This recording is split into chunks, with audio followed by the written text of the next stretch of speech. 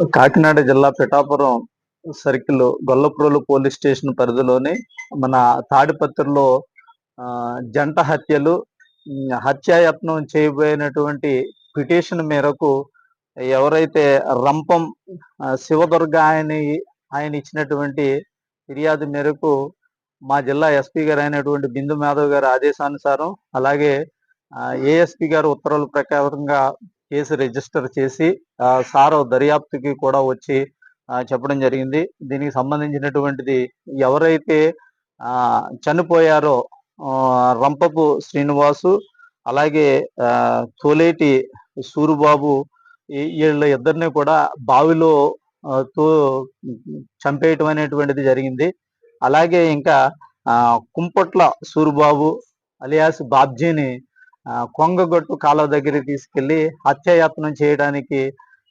చేసి చంపబోయాడు అనేటువంటి దాని మీద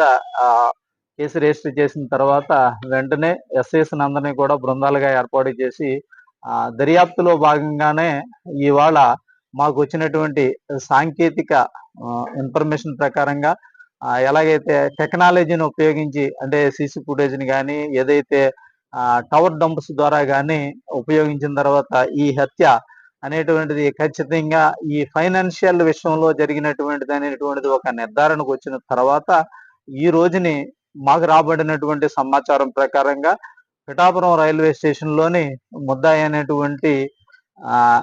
ఎవరైతే రంపం గంగాధర్ చేసినట్టుగా నిర్ధారించుకుని ఆయన్ని ఆ ప్లేస్లో అరెస్ట్ చేయటం అనేటువంటిది జరిగింది. రిమాండ్ రిపోర్టు రెడీ చేసి తర్వాత జ్యుడిషియల్ కస్టడీ గురించి ఇవాళ కోర్టులో హాజరుపరచడం అనేటువంటిది జరుగుతుంది. ఈ కేసులో పూర్వపరాలు ఉపయోగించినటువంటి అయితే వీళ్ళందరూ కూడా రక్త సంబంధికులు, బంధువులు. ఈ డబ్బుల విషయంలోనే, అంటే ఈ ఎవరైతే ముద్దాయి ఉన్నాడో ముద్దాయి వీళ్ళందరి దగ్గర అప్పులు చేయటం, అప్పులు తీర్చమని మధ్యవర్తిగా ఉన్నందుకు, అలాగే మా అప్పు కూడా తీర్చమని చెప్పినందుకు ఒక ప్లాన్ ప్రకారంగా, పథకం ప్రకారంగా వాళ్ళందరినీ కూడా ఫస్ట్ ఎవరైతే ఈ వరి చేను చేస్తున్నటువంటి చిన్నాగారు చేను దగ్గరికి, ఆ బావి దగ్గరికి వీళ్ళిద్దరిని కూడా పిలిపించుకోవటం, ఎవరైతే శ్రీనివాసుని సూరిబాబుని అక్కడ వాళ్ళిద్దరిని బావిలోకి తోసేసి హత్య చేయటం. అది అయిపోయిన తర్వాత ఎవరైతే మన సూరిబాబు అలియాసు బాబ్జీ